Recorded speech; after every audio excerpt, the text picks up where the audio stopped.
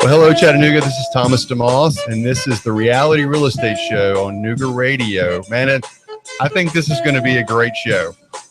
We have probably somebody who likes to talk more than I do on here. Oh, Lord. I can hear myself. Oh, you can hear yourself, hopefully. Oh, that might not be a good thing. Oh, well, we have today with us Michelle Peterson, who is the owner of the Urban Lawn down on the south side. And she is also the proud owner of a new building down on the Glass Farm District, which used to house the Glass House Collective. Am I saying that correctly? That is correct. Glass House Collective moved next door after they had some issues with the building that they did not own. And Till and a couple other people on Glass House were really great to come into that community and begin to have a narrative on what they could do to expand on bringing Glass House back to where they needed it to be from a perspective of neighborhood enterprises and really bringing Glass Street and Glass Farms back to life. Glass Street, by its true nature, was a middle-class neighborhood when manufacturing was thriving, but like many companies or many communities across the country, it has suffered from lack of generational investment and quite possibly infrastructure decay, like a lot of things. And you see what happens when stuff like that happens. Glass Farms is a direct descendant of manufacturing moving overseas and in other places. So, all right, you're going to keep talking about Glass Farm because I'm going to. Oh, wow! Technology that screwed up our Facebook Live, so it's irritating. Now let me do this. Let's talk about. First of all, let's talk about Urban Lawn and South Side. Okay. Tell me about that business. What do you guys do at the Urban Lawn? And promote your business a little bit. I'll give you an opportunity to do that. Oh, wow. Well, the Urban Lawn, we have Mary Martha McDaniel here who runs the Urban Lawn for me. She is an entrepreneur from scratch, just like me. We have my intern, McCall Morgan, who is a wonderful UVA student that has come back home. So she's in the studio with us. Are we back on Facebook Live? We're back on Facebook Live. Facebook Live. And so the hardest thing for me, DeMoss, is that I like to cuss. And so that's why I went to podcast land, because I think cussing makes me feel better. So I'm going to have a really hard time. Is it a coping mechanism? It's not only a coping mechanism, it should definitely be something that people do because it doesn't really hurt anyone. Some people could say it's offensive, but I don't use our Lord's name and when I'm cussing, and that's the only I always say cussing is not in the 10 Commandments other than that. So the fact of the matter is it's something that I'm going to make sure that I don't do on your show. But I have two people in the studio that are small business owners. McCall's father is a wonderful business owner here in town, and Mary Martha McDaniel's mother and father work for the state of Tennessee, and she has turned into an entrepreneur just like me, and so she runs the operations down at the Urban Lawn. The genesis of me being on Main Street, most people don't know this because they don't ask. Most people like to talk about themselves, and that's something very foreign to me. So just to let you know, I'm in sales, so I usually talk about the person that I'm trying to sell to, but I don't know who I'm selling to these days. But the reality is I was on Main Street when Main Street wasn't cool. I moved and rented from a gentleman by the name of Fred Fastenal. A lot of people in town probably know him if you're over the age of 60. He owned a majority of the south side past the 600 block. He owned the Builder's Supply, which was I think it was called Chattanooga Lumber at a certain point. Okay. And Fred and I became fast friends. So he started talking to me when I was 26 years old. I rented from Fred through Robinson Realty. So I went to Main Street when it wasn't cool to be on Main Street, primarily because I wasn't afraid of black people, because I come from Johnson City, Tennessee, a very integrated town. And one of the things that occurred to me was that I could benefit from other people's fear. So my rent, just to make the people nauseous on on the south side, my rent at the time for a small building that's now a Healing and Arts building was $375 a month. Well, okay, so this is a real estate show, and we talk about real estate investing, and what you just mentioned is great. Is you don't buy things when everybody wants it. You buy things when people are running in fear. And I think there was a huge insight there that you did. And $300, that's crazy. Yeah. Yeah, the same building just rented for $2,500 a month. Wow.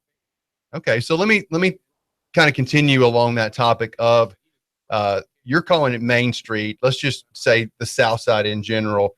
You've been there for how many years now? Well, I moved on the South Side from the BDC incubator on the North Shore. I started my business in 1994. And then moved over to the South Side on Main Street in 1997 when they kicked me out of the BDC building. Okay. So you've been there a good while then. You've seen the transition that has taken place. You've kind of been obviously a catalyst for that as well.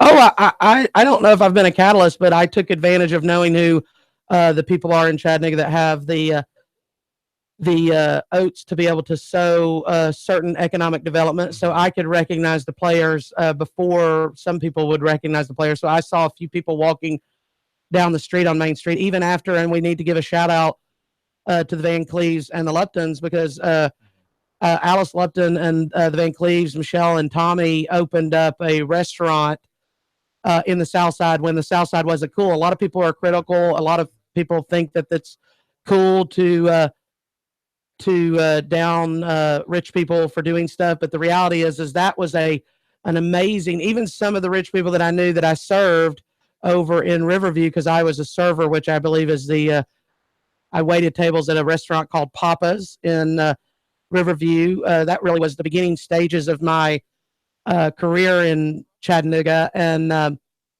I've talked about this. Waiting tables is the genesis of entrepreneurship. If you can serve, then you can figure out how to and you can morph that into. I use words all the time. I'm not sure what the meaning is, but you can make that into an entrepreneurship skill if you can serve people. And fundamental thing that Jesus taught was to serve people and humanity and all the things that go about that. And I like to serve people. And so when I waited tables, I met a lot of people, and that's how I got to become an entrepreneur. A guy that I waited on gave me a loan at the time when I was 23. Yeah. Okay.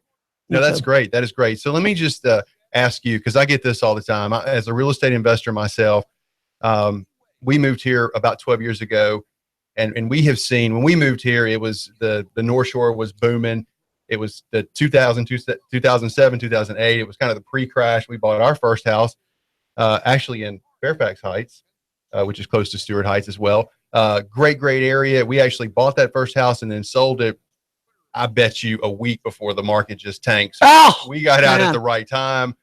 But we've moved from, I guess, the North Shore-ish area to Red Bank, and then now we're out in Hickson. But we've seen a tremendous growth, and it's hard for me to kind of wrap my mind around the trajectory that Chattanooga is headed.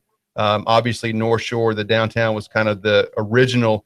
You used the word genesis, kind of the start there, and then now the South Side's really growing up. Where do you see us going from here? I mean, I think you do have your finger on the pulse of the Chattanooga market. Do you see the South Side grow, and is it capped out? Well, first of all, where'd you move from? From North Louisiana, not New Orleans. Lafayette? No, it's Lafayette. People from Louisiana.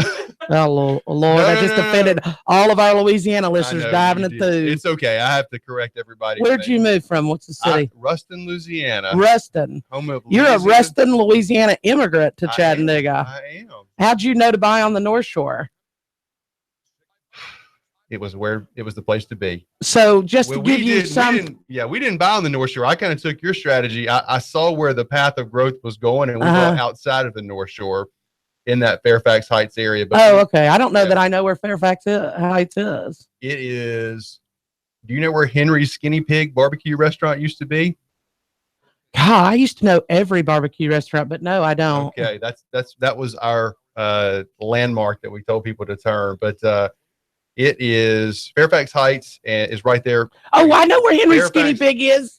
Yes. It's on Hickson Pike. Yes, it is. It's that little building. Yep, the old little building. Yes, past the auto.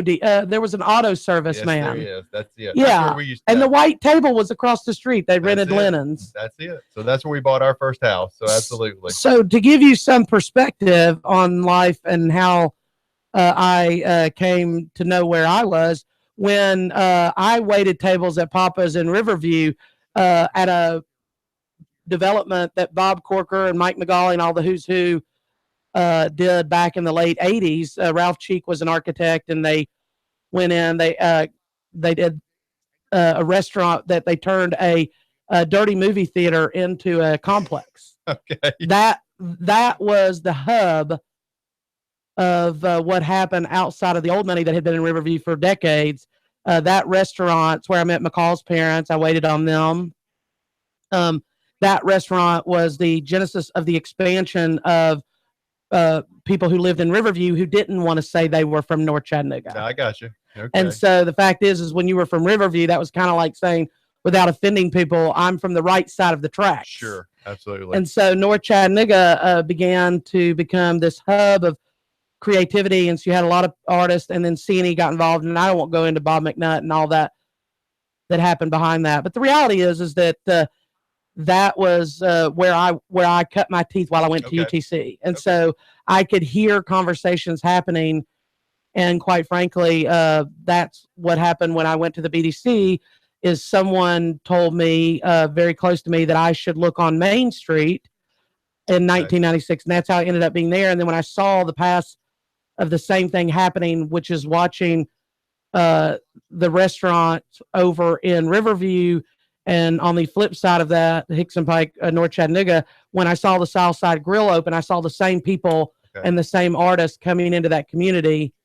And that's why I stayed there. So what do I think it's tapped out? I don't. I actually think that there's still ways of making your money on the buy in the South Side. Okay. But like many things, you can make money on what you do, and you can make money on what you know, but you can especially make money on who you know. And you're right about that. So let me ask you, I read a lot of articles. We're Chattanooga's developing. There's a lot of new construction. There's a lot of new developments.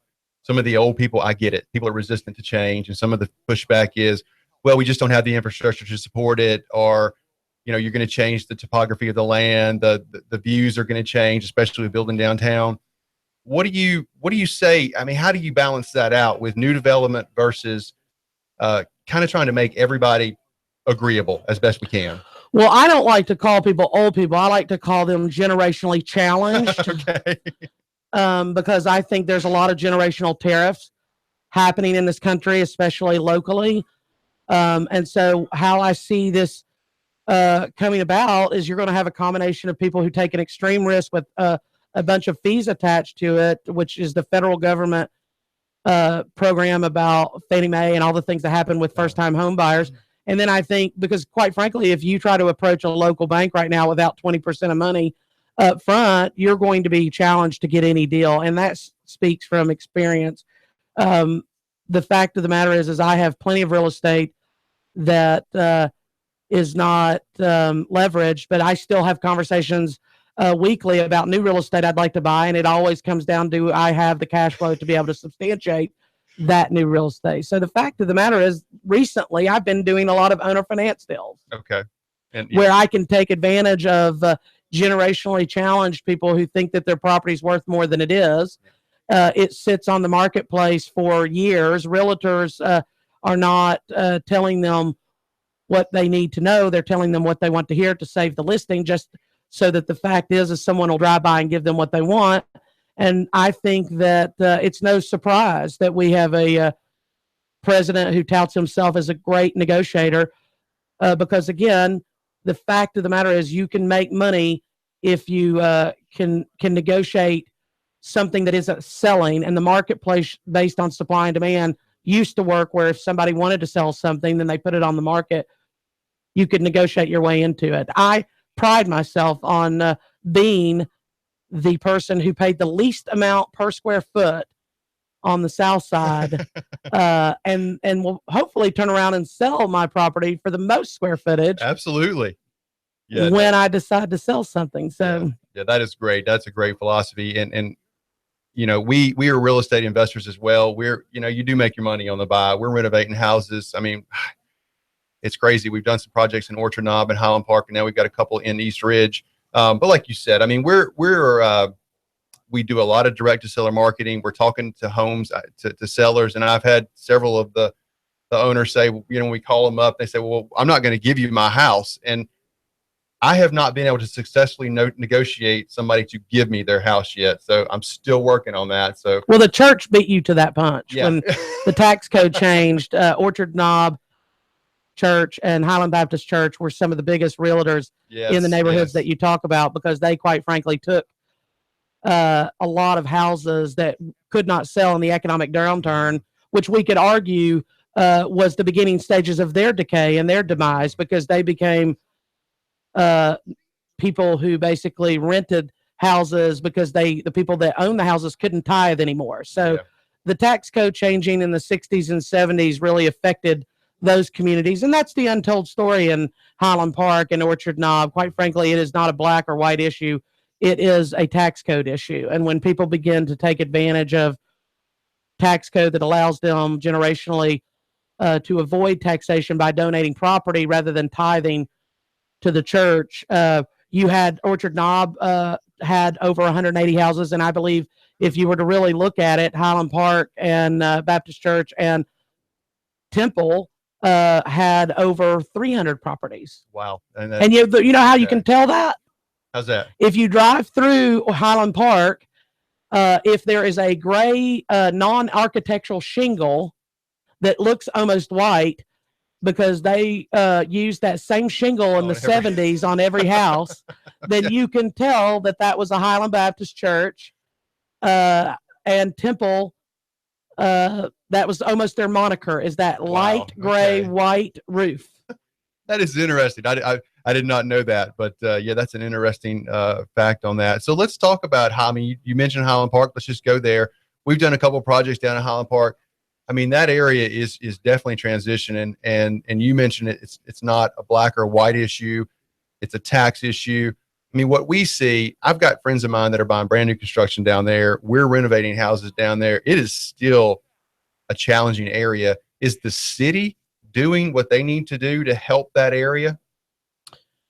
Well, I mean, I don't know that the city can do anything to help the area. I mean, marketplaces themselves, by their true nature, when cities and regulators get involved, don't function properly. So the fact of the matter is, you have an individual marketplace and people, younger people, trying to start their lives that want to live near downtown because of frankly, the proximity to maybe having a beer or a glass of wine and a good time, and they don't want to have to worry about driving to Ottawa or Hickson. And the fact of the matter is that the same can be said for Highland Park. That was the same conversation that you had in the early 90s when it came to Riverview and North Chattanooga. When you cross over Willow, Willow is the demarcation line. It is, yes. And so I have recently, without telling people my secrets, don't give away your secrets now. I have recently been buying quite a bit of property on the flip side of Holtzclaw.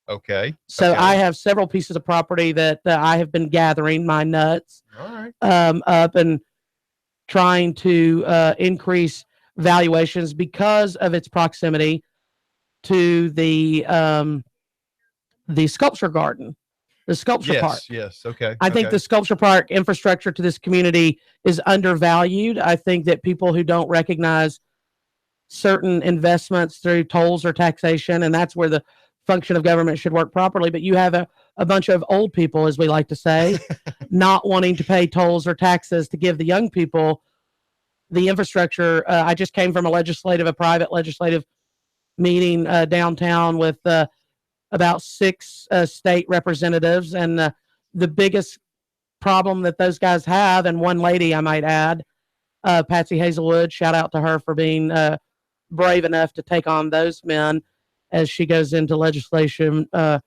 conversation around the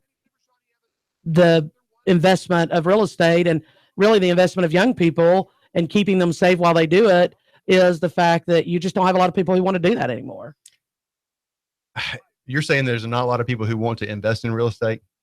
No, there's a lot of people that want to invest in real estate, but they don't want to make the infrastructure investments to encourage. They want to make their money on the buy, and they want someone else to come beside them and make them look better. And so they'll sit there and wait until somebody like me is willing to take a risk, put more money than I should, which is what's happening in Holtzclaw. But I guarantee you that your listeners who are now turning right on Holtzclaw Avenue after they come off of Main Street are now seeing my building. They'll know which building is mine because the other people have left, and you have a large Latino community that sits behind me. And the fact of the matter is you have no infrastructure investment happening. You have no sidewalks. Right. You have potholes everywhere.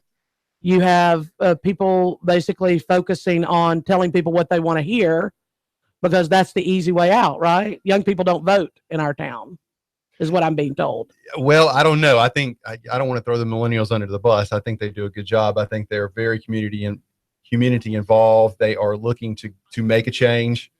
Bjorn White was my buyer's agent. I had him on the show. Obviously you have a relationship with him. I see good things coming from the young people of this town because I see a lot of young people wanting to move into this town. So I have hope. I think they're going to do a lot of good things. It's interesting what you just said about the Holtzclaw area. I had a listing in that area that I thought I would never sell. And we actually had an investor from Nashville who was a builder.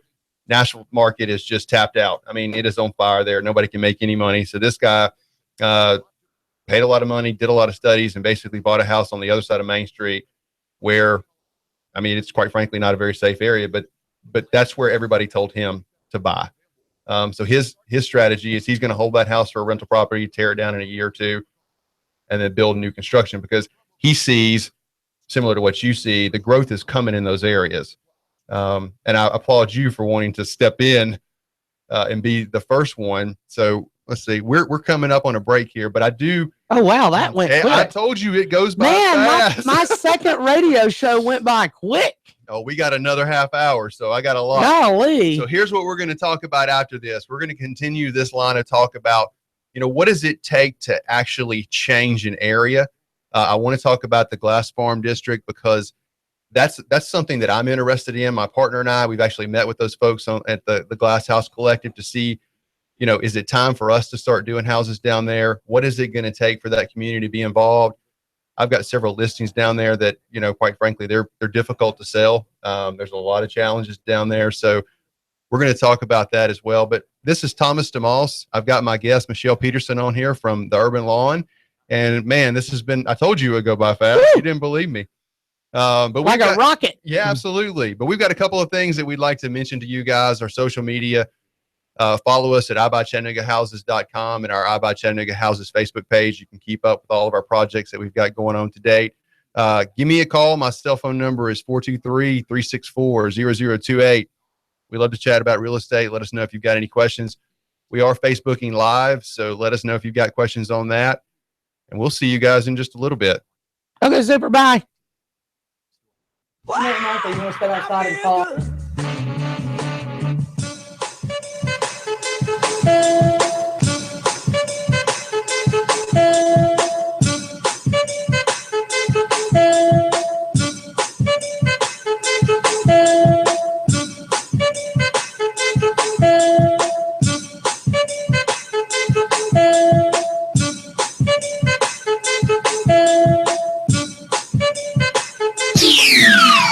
The Tennessee Valley's news, talk, and sports leader. Nooga Radio, AM 1240 and 92.7 FM. iBuyChattanoogaHouses.com, Chattanooga's premier house buyer. Do you have a house you need to sell fast? We are buying. Call us today. We are local folks. We will buy your house as is, no repairs needed. We will give you a cash offer and close on the day of your choice. Call us right now, 423-834-7321. Need to sell a house fast? We are buying. Are you experiencing one of these situations? Inherited a house you have no need for? Behind on your property taxes? Nightmare tenants making your life miserable? Too many repairs needed and don't have a desire to fix. Behind on payments and facing foreclosure. Recently divorced and need a way out of the house. Never really wanted to be a landlord and just want to cash out. Trying to relocate and need to sell your house? Do you need to sell a house fast? We are buying. No fees, no hassles, no repair costs. Close on the day of your choice. Our process is simple. Call us today. We inspect your property right away. We make you a fair cash offer. We close on the day of your choice. Call us today, 423-834-7321. Visit our website, ibuychattanooga.com. Call us today, 423-834-7321. ibuychattanooga.com. 3, 2, 1. Chattanooga Radio, AM 1240 and 92.7 FM's news now. 7 have been arrested by the Chattanooga Police Department's Special Victims Unit. They've been conducting a major sweep, tracking down individuals who have outstanding warrants. 7 have been taken in so far, and 6 are still on the loose. A possible blow to short-term rental services like Airbnb, this time in Lookout Mountain, Georgia, where officials are proposing to allow a home-sharing program, but not short-term vacation rentals. Public hearing is set for Tuesday at 5 p.m. next week at the Lookout Mountain City Hall. The proposal would double down on the ban on short-term vacation rental services. Riverside Drive in between Market Street and West Martin Luther King Boulevard still facing closures while repairs are being made. Tennessee company Madison Mill is recalling some 25,000 fold-away safety gates for kids because of a risk of strangulation. Models 23 and 25 affected. Russell Stroud, Nooga Radio News, now. In-depth traffic, news, and information. Mornings on Nooga Radio, AM 1240 and 92.7 FM. Expect some clouds, but pleasant weather out there through your afternoon. Can't rule out a spotty shower, high settling into the upper 70s. Tonight, becoming fair, comfortable again, lows upper 50s. For Friday, more sunshine, looking good. Highs into the lower 80s, sunshine getting hotter for the weekend. Celebrate the 4th with Dixieland Fireworks, locally owned with the largest and newest selection around. A Black Cat dealer with the lowest prices in Dixie. Dixieland Fireworks, just off I-75 on Ringgold Road in East Ridge. And I'm Swarsheen 12, Chief Meteorologist, Patrick Core. On Nooga Radio, AM 1240 and 92.7 FM.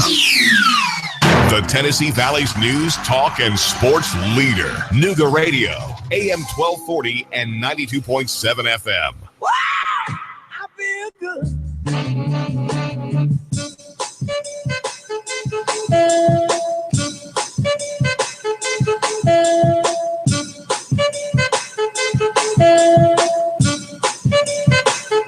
Hey guys, we're back. This is Thomas DeMoss, and this is the Reality Real Estate Show. We've got our guest here, Michelle Peterson from the Urban Lawn. Everybody say hi. We are on Facebook Live, so you guys join us. We're going to talk about a couple different things, but we talked about the growth of the South Side. We talked about just how Michelle was kind of an innovator, I guess. Would you say? I just got ahead of the game. Yeah. I didn't have anything, so I could risk everything. Well, that's the great type, the best way to invest. And what you had mentioned is you bought when other people were scared. And I mean, that's the basic philosophy of any type of investing is when people are trying to grab it, you don't want to buy it. You want to buy when there's blood in the streets is what they say. And I think that goes with real estate as well. But you've got a lot of things going on. Before we jump into these other issues with the short-term vacation rentals and the glass farm, tell me about the Urban Lawn. What is it? So the Urban Lawn is an event space, an indoor-outdoor event space, primarily targeted. When I designed and built the Urban Lawn, it took advantage of a building that I had bought back in 2005, and it had a parking lot that was basically a junkyard. I turned that parking lot into a patio space that originally started with real grass, and then we had several parties of people that would come in and dance, and the grass would die because fescue evidently doesn't like people to walk on it. And so the fact of the matter is it would rain too, and we just had a muddy mess. So I invested and put a patio there. So really it should be called the Urban Patio, but I have 18 magnolia trees that I bought out of the Bold Springs Nursery, and shout out to them in Athens, Georgia. You can't buy from them unless you're a wholesaler. But I can talk to a peanut, so I talked them into believing that I was a landscaper and was able to make a really great deal with Bold Springs Nursery down in outside of Athens, Georgia. Shout out to my boy David Allen at RSS because he does my insurance, but he's from around that part of the country. And So the reality is that the Urban Lawn is a haven for people to have birthday parties, for people to have anniversaries. We have a collective group of women that work together to serve the people doing their special events. We've had a wonderful eclectic group of people who have now gotten married there, which I never designed it for a wedding venue. I designed it for a rehearsal dinner venue. And the fact of the matter is, it has been astonishing to me, Mary Martha can attest to this, how many brides and grooms and brides and brides and grooms that we have had at the Urban Lawn. Because the fact of the matter is, it's a wonderful haven that makes you feel like when you step in, it's its own little Chattanooga version of the secret garden. Oh, cool. And so it just allows you to have the most indoor-outdoor experience that you can have. So people have worn tuxedos. We've had Oscar parties where people have worn tuxedos, and we've had weddings where people were in flip-flops and tank tops. It's a very odd thing, but the reality is that that's what I think you should go after. And now, quite frankly, so that rents for anywhere between $1,000 and $1,800 a night during the week. We offer a nonprofit rate. Shout out to all of our women, primarily our non-profiteers in the city of Chattanooga, and we offer a $250 to $400 rate during the week. So we've served the United Way, we've served Girls Inc., we've served CGLA, and then most recently we've had several people who have booked the Urban Lawn as a place of coming together when someone has died, going outside of the norm of the funeral home, which I don't know how most people feel, but funeral homes feel the same way our streets and sidewalks feel. Most of them, in other words, you still walk into a little box with fake flowers, and it just is a place where I guess I will die at some point. When I die, I hope someone books the Urban Lawn and they come down there and toast a cocktail hour to me, and then they break bread as well and talk about how just ingenious I am, quite frankly. Well, okay, so let's talk about that, how ingenious you are, because you were the first to see the growth of the South Side, and I think what it was going to be. Now, you've got a building in the Glass Farm District, right?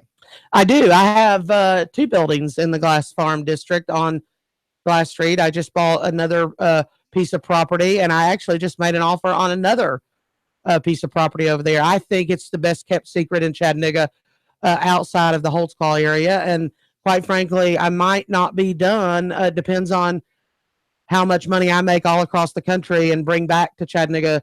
I go out and buy my seeds and make my seeds in other places and other communities, and I come here to plant them. Not unlike the Nashville investors that you've talked to. There are a lot of communities that are more progressive than Chattanooga, obviously, and quite frankly, Chattanooga is known as an insurance town and a real estate town. So those guys probably are facing uphill battles in their community because accelerated price values over the last several years have caused them to go into other places. There's a bunch of people right now looking that I've run into from Raleigh to Nashville to Birmingham to other places that they just can't buy the dirt. Doesn't matter what's on the dirt. The dirt is the most expensive thing. Well, you're right. And so here's what I have trouble as an investor kind of overcoming. Once again, we've been here for about 12 years. I've seen the growth. You've seen the growth.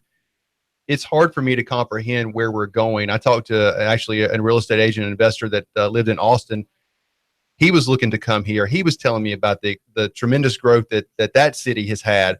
Obviously, we know about it's on a national scale, but Chattanooga now is on a national scale. It's every week we're seeing some article in a national publication talking about how great the city is. So do you see this stopping? I mean, the question that I get from all of my, agent friends, anybody really is, where is this thing going to go? And do you see us topping out at all as far as the growth in the real estate market?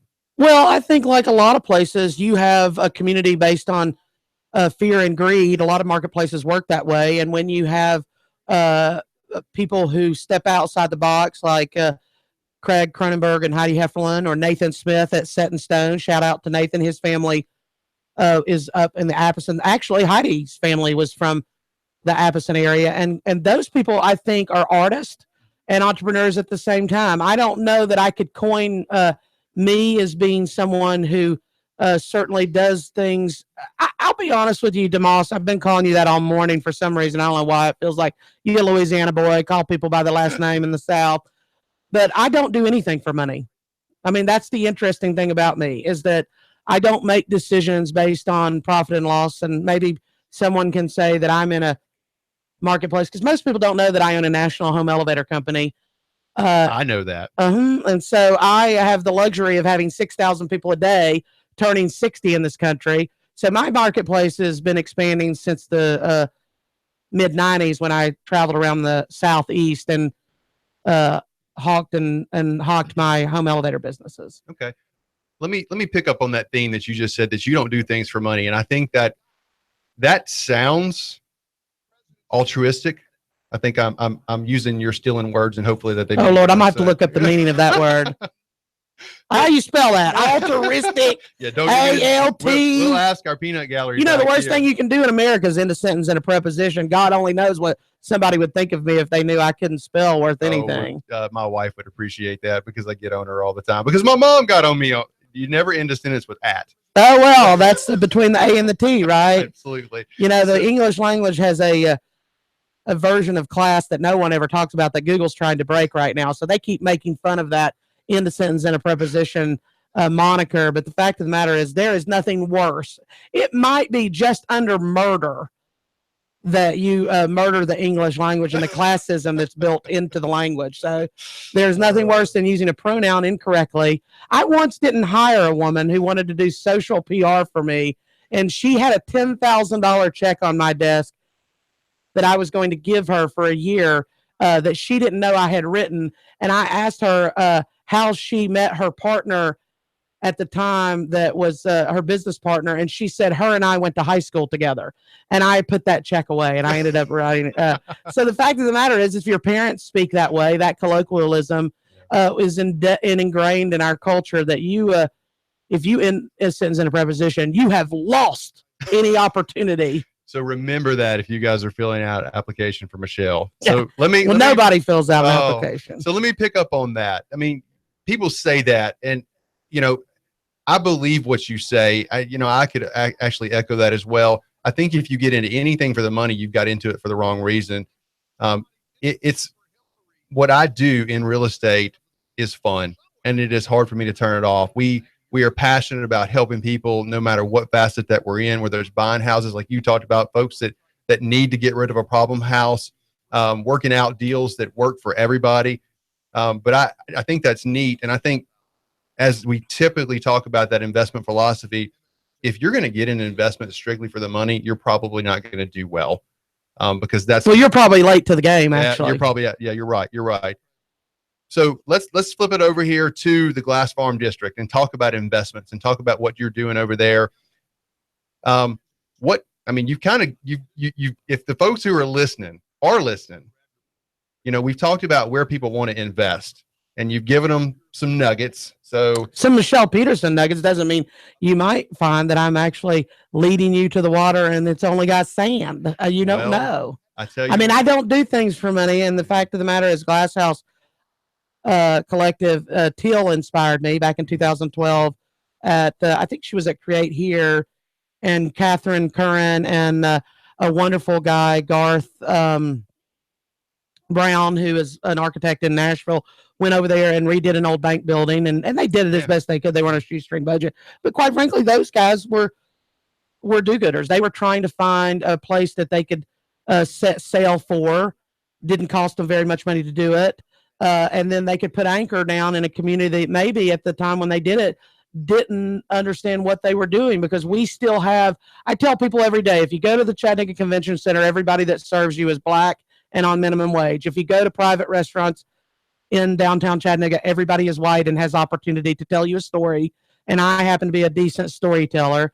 And so I could make 25% tips over at Papa's from people that I made laugh and maybe had a few little too many wine coolers at the time. That was what was big back in the late 80s and 90s was Zima. You ever heard of the brand Zima? I have drank a Zima. Oh God, I would know what kind of person you are. My best friend drank Zima. And I don't even know why he doesn't pay me to be his best friend. Oh God. One.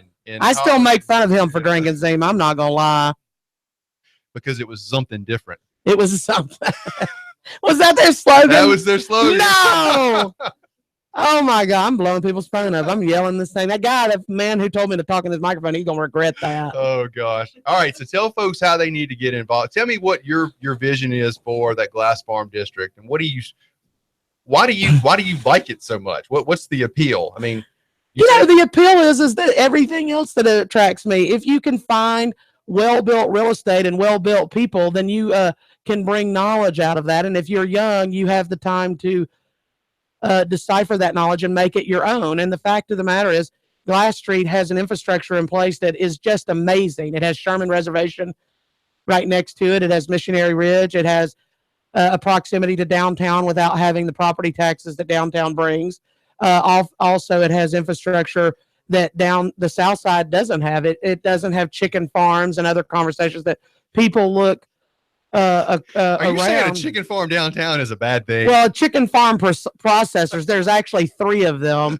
Pilgrim's Pride, I believe, owns most of the property between 11th Street and Main Street, and behind the Choo Choo. Shout out to those guys that are revitalizing that. But what you find in the Glass Street community, quite frankly, is what you find everywhere in America, whether it's colored in black, white, or any other aspect that you look at. It's generationally upside down, and it has a lot of women. And if the powers that be are not supporting that and encouraging those people not to be fearful and come out of their houses and turn off the TV and begin to form a narrative. And I think that's what Glass House Collective is still trying to do. Those guys, Nikki Lewis, and those guys down there are trying to invest and impart into the wisdom of the young people to respect the old people. And that's what we do at Archway. So what happened was I bought that building because I was mentoring young people in that community, and I needed a hub. And then what happened is I got, shout out to my friend Montrell Besley over at the Brainerd Rec Center. Most people don't know what rec centers do. And I've been very, very critical of rec centers the most. I've called them holding tanks. But Montrell Besley has a program and is a programmer at that Brainerd Rec Center. This guy is all heart. And so the fact of the matter is that he brought me kids from Brainerd that had never even been on Glass Street, right? Glass Street is traditionally looked at as an African-American. Yeah. I don't really know, I have this on my podcast with a few African-Americans. I don't know if you call African-Americans or black, or I just call them people. The fact of the matter is that you have this thing that in Chattanooga, you still have that divide. It's the same conversation you're having in Highland Park. All the people on the right are white and all the people on the left are black. And generationally speaking, that fear that occurs, and we're trying to break down those stereotypes by teaching kids, whether black or white, how to look someone in the eye. It's like I told a girl who asked me the other day, buddy, I'm so shy that I can't look someone in the eye. And I said, you don't have to. If you give a firm handshake, they know where you're from. Right. Absolutely. And so you've got kids that go through schools. You've got teachers that have never been taught that is the easiest way to basically give someone equity in their life, is to teach them how they can get past the end of ending a sentence in a preposition. If you give them a firm handshake at the age of 8 or 9, and because I follow suit with most entrepreneurs in this country, in that I was a newspaper delivery person. Okay. Well, let me just. That's how I started my career. Well, let me throw some things out. You mentioned a lot of things. My kids, I teach them the firm handshake. Obviously, being from Louisiana, respecting your elders was a big deal. You may not know this, but we have 2 children that we adopted from Uganda, so they are the dark perspective. Oh, they're black. They are black. Oh, wow. Actually, so let me tell you a funny story just to kind of end this up. So we had just brought them back. They've been with us for, I think, 4 years now. We were watching television or whatever, and there was a commentary on the news. A gentleman said, we're going to interview some of these folks, and they're black. And my son looked at me and said, Daddy, what's he talking about? They're brown. Oh, interesting. And I said, son, you're absolutely right. So, I mean, yeah, we don't people say they don't see color. I think that's a lie. I think everybody. I was a runner at Chambliss and Bonner in the early 90s with a kid from Uganda that went to Covenant. B was his name. Okay. Yeah, we actually had. He always got pulled over on Lookout, though, when he went to school. Gosh. I told him to get the tag, man. Get the tag. Yeah. I live on Lookout. I don't have the tag because I don't want anybody to know I live on Lookout. Yeah, there's about 12 kids from the orphanage that we went that are here in Chattanooga right now. So it's an interesting story. But so let me talk on that. Here's the thing that I see in the Highland Park area, the Orchard Knob, the Glass House. The thing that we've talked about a lot on this show is we were a nation who transitioned from the inner city to the suburbs, where we shut our doors, like you talked about. We watched TV. Now what you're seeing is a transition of people coming back downtown. And what's happening is the folks who are renovating houses like us, they're renovating these houses that got front porches on them. So I think we're coming back to that front porch community type trend that you talked about, that people are almost obligated now. They're going to, the front porch is such a prime real estate location for the house. You got to get out and talk to your neighbor. And that's what I think is such the appeal. And we talked about millennials, and, I think it's interesting. Those are the folks who are buying these houses down there. And I like it. I like the front porch. That's what I kind of grew up on. I think it's a good thing to get people out, to talk to your neighbor. I mean, we all have differences, but we all have commonality. So if we get people out, we're talking, I think that's a good thing. And you mentioned that they were talking about the Glass Farm District in that area. All of those houses, if you drive around, they're set up the same way. They've got that front porch on there. So I think if we can revitalize that area like you're starting to do, that will just breed those conversations that folks can have. And hopefully we can start, well, a lot of those houses are Sears Roebuck houses. Sears did a buy order. First Clayton Homes, just no wheels, would sell houses.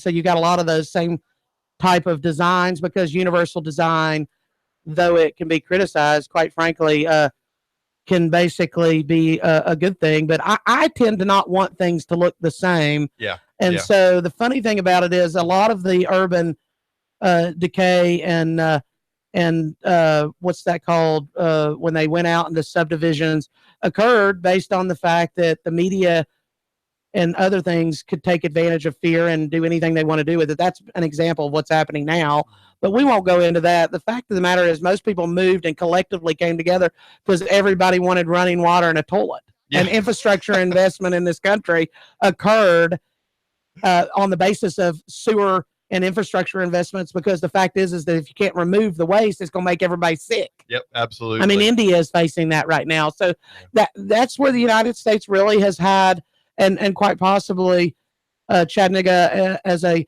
city has had progressive thought processes when it comes to how do you treat waste. And some of these communities that we talk about are looked at as urban wastelands. There's no grocery stores. Mm-hmm. Yeah. There's no restaurants. You asked me what could happen on Glass Street. I would encourage, if you're white, black, brown, or orange, that you come and you open a business on Glass Street, because until you have people, and I actually faced a very interesting dichotomy. I had a cocktail party at Archway, invited people, and about 12 young people under the age of 10 came and asked me if they could eat.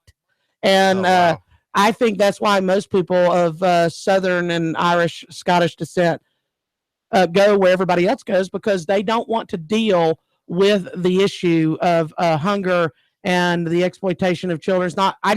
People think that it's a weird thing that I say, but I don't vacation where there are poor people, because quite frankly, it sounds very snobbish. But if you go to Jamaica, the first thing that hits you is 40 children who are being utilized to collect money for the older generations who can't figure the economy of Jamaica out and make money and live off of it. And so that became a very big issue, because I turned several of those children away and didn't have anywhere else to tell them to go, because and my comment the next day on Facebook was, I don't know how to handle this, so let me put it out there. And several people were critical of me, black and white people were critical of me. And the fact of the matter is, if all the people showing up are the ones looking for help, then you don't have any opportunity to help them. And private business in this country has been proven time and time again, and small business has been proven time and time again, that it can really make a difference in people's lives. And that's what Glass Street needs. It needs better infrastructure investment, and it needs a conversation. Really, that's what it needs. Yeah. It needs people to have those hard conversations where it's not a black and white issue. It's an economic issue that has to do with investment. Okay. No, and I think those are great thoughts, great insights. I mean, you're absolutely right. I personally hope that area takes off. And I think we're going to probably start looking and getting some investment in there, talking to the folks who are active. I know I'd like to talk to you offline to see what we can do. But, man, this has been great. It's gone by so fast again. We don't have time to talk about the short-term vacation. Oh, Lord, Lookout Mountain, Georgia, they done lost their mind. I'm going to be at that meeting, so you might want to look at that Facebook Live. Well, let me ask you this. They're going to force me to sue them. And we got 40 seconds. Tell folks who want to be involved in finding out what's going on with the city council. And the city council is voting on their universal districting next Tuesday, and Lookout Mountain is having an open meeting on the Georgia side. Lord help Bill Pickering at that meeting, their city attorney. But they're having a meeting on Lookout Mountain, Georgia side, I guess next Tuesday at 5 p.m. So both meetings are happening simultaneously. So that might have been strategic on their part. You think? I would think so. So yeah, man, this has been great. I wish we had more time because I know we could go a whole lot of other directions, but I would like to thank my guest, Michelle Peterson from Urban Lawn today. This has been fun. This is Thomas DeMoss. This is the Reality Real Estate Show. Check us out at iBuyChattanoogaHouses.com and iBuyChattanooga Houses Facebook page. We got some pretty cool pictures of projects we've got worked up. Thank you guys for listening. Y'all have a great rest of the day.